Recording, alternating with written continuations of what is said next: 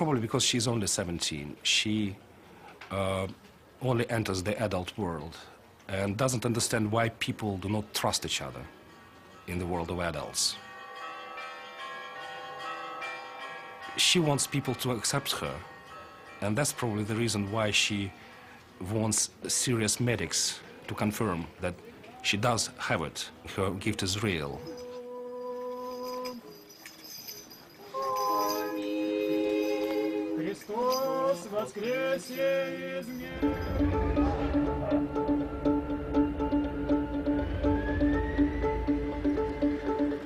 It's a 12-hour train ride to Moscow, followed by an 11-hour flight before Natasha will arrive in New York to begin her ordeal.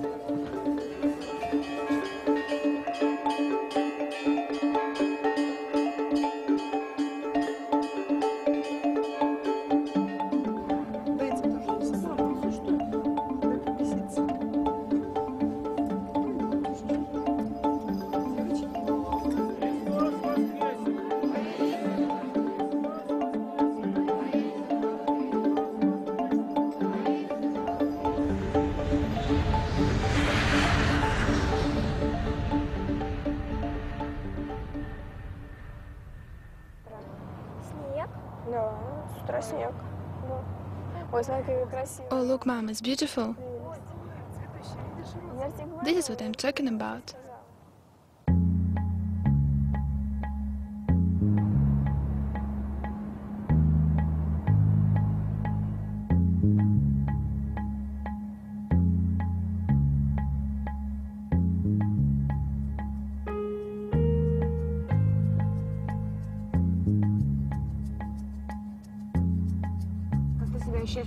How do you feel about the tests you've got to do in the next few days? To be honest, I'm not thinking about it. I've put it at the back of my mind. Now I'm full of emotions. I will try. I hope everything will be okay. At least I do want to do my best. Look how beautiful. Fantastic.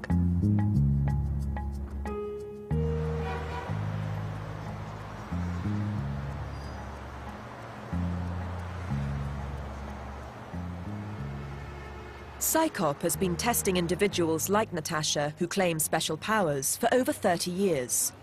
They believe false claims are dangerous and see their work as a public service. Their opponents say Psychop's fellows are not objective, but have a hard bias against the psychic. To Natasha's credit, she has engaged with the skeptics. She hasn't gone for the soft option of going to the believers. She's come along to the scientists, to the critics, and say, okay, you design the test, I'll take part in that test, we'll see what happens. Experimental psychologists Richard Wiseman and Ray Hyman have set up 2 sessions for Natasha during her stay. This first one allows her to work on her own terms, using her usual methods. The scientists will observe her success rate. To me, the big questions are what's going through her head and what's going through the head of her clients. Does she really see something, or does she believe she sees something? Is she confused? It's fascinating.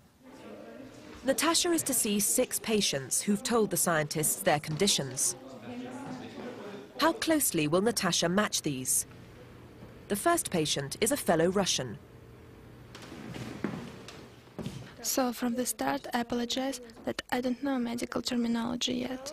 Natasha quickly focuses on the patient's heart. Secondly, if you look at the heart as a muscular organ, there are certain disturbances. Arrhythmia, which means disturbance of the heartbeat cycle. Especially the left ventricle is beating slower than the right. The patient's problem is shortness of breath and weak heart muscles. He'd had an ECG which had detected arrhythmia. Basically, she pinpointed an issue that's present while eliminating the ones that were iffy. No, it's unbelievable. It's magic. It's true. Unbelievable. Natasha's next patient had come for persistent pins and needles. Natasha mentions problems with his circulation. Circulation? Blood circulation, Blood yes. circulation. To do the massage of this neck area to help blood circulation. Okay, okay. The difficulty of testing Natasha is that she's getting a lot of feedback and she's throwing out a lot of different things, which makes life complicated. It means that the more you say, the more things can be likely to be a hit. Well, in this area, near the ribs, this liver. I just had high enzymes. My doctor said my enzyme level was very high, and he said it might be due to my cholesterol being high, but he wanted to get the enzyme level down in my liver. Да, он говорит, что, то есть это то же самое, что мне сказал доктор. She talked about the liver. I just had a cholesterol problem where my liver was, I guess, a little fatty due to cholesterol. She nailed that. I'm just coming off a cold. She had mentioned my right lung was a little maybe inflamed or whatever. I guess maybe that was the chest cold that I just had. So I was really surprised and happy with the results. I was hoping to be healthier though. Muscles heal. This is an impossible thing to pin down the way she operates, because she looks at a patient and says, you have something wrong with your lung, and that's true. The patient knows this, and the medical record shows it. That's a tremendous hit. If she says you have something wrong with your lung and a patient denies it, she still has the out. She says, well, oftentimes I find things that the medical profession has missed. My lower back on the right side. Or she says it's a condition that's coming, you wait and see. It's very hard for her to be really wrong. One of the patients has suffered from a gynecological condition called endometriosis and is worried that it's returned. Doctors cannot confirm this without further surgery. So she's asked Natasha to look at her pelvic area, but hasn't explained why. So this is about your left ovary. I can see this, something, either a cyst or something with a liquid inside. Though they can also be benign, ovarian cysts are one symptom of endometriosis. One thing that bothered me about Natasha was that she was telling them about things they had wrong that they didn't realize they had wrong with themselves. Well, just try to sort it out as soon as possible. That's frightening, you know, you're putting some stress on people and you get them to worry about things, and worry itself can begin creating problems. She seemed to find things that I just was not aware of. And I just had a CAT scan on my liver, and not the same as what she said. So I'm a little, doubtful. Let me put it that way. Yeah. She's as sweet as could be, though. She's adorable. Amazing and disconcerting. Yeah. I came because I have very frequent migraines almost every day, and she picked up on that right away. She was right on. I thought it was amazing. The size is all right. How much of what she mentioned do you think was accurate, was on target? Well, she said that she didn't actually mention the word migraine, but she said that I have a problem, a vascular problem, and that I tend to get headaches in the front of my head and my forehead. Also, she talked about the thyroid, and my doctor tested the thyroid back in December because he thought there might be a problem. And the test came up negative, but she said that it was impaired, that the function was impaired somehow. Okay. So I think I'll ask my doctor about it again. 5 out of 6 of these health-conscious New Yorkers are impressed by Natasha's diagnoses. This seems a clear success. But the skeptics have another explanation. What's interesting is before we asked them to have the reading, I asked them to tell me what the problem was, and people described different ailments. During the reading, Natasha only mentioned the right ailment to one of those people. So the others were sitting there. Natasha didn't mention what was wrong with them, but still most of them were very impressed. I suspect that what's going on is psychological and has a psychological explanation.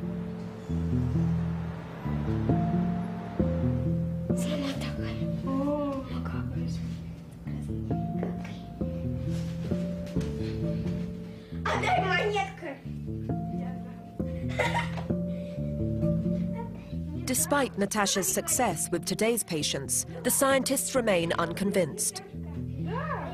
Tomorrow, she's agreed to submit to an experiment specially designed to rule out any ambiguity. It will be the toughest test Natasha has ever faced.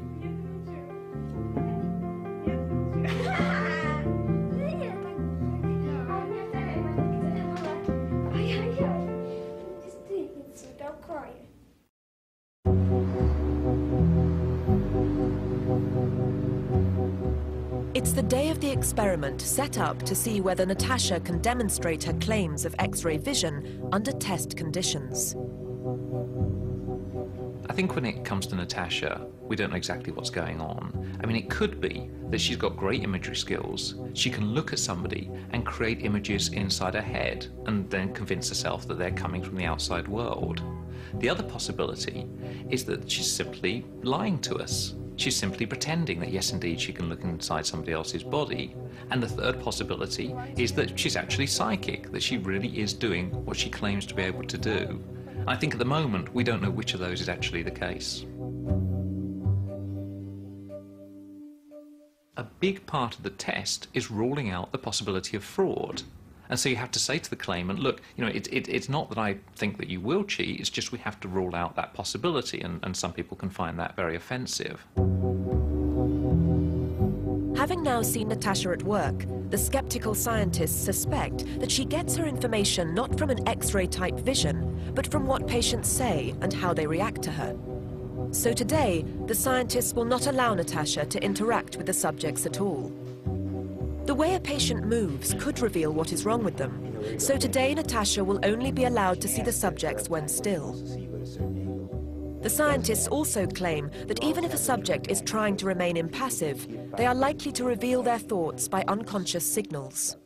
So today, the subjects will be blinded by glasses that stop them being aware of when Natasha is looking directly at them. Most importantly, they suspect that Natasha throws out lots of suggestions to maximize her chances of a hit.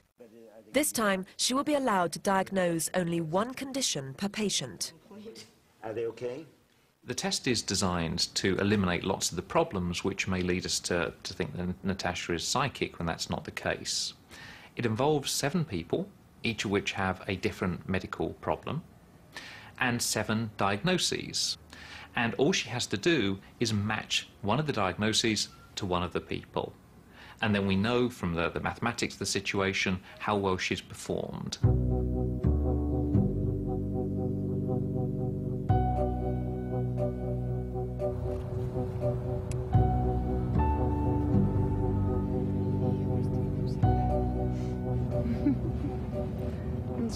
Everything will be fine.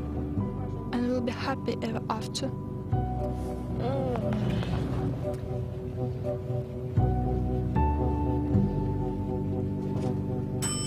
The testers want as few people as possible in the test room to minimize the possibility of cheating or controls being breached.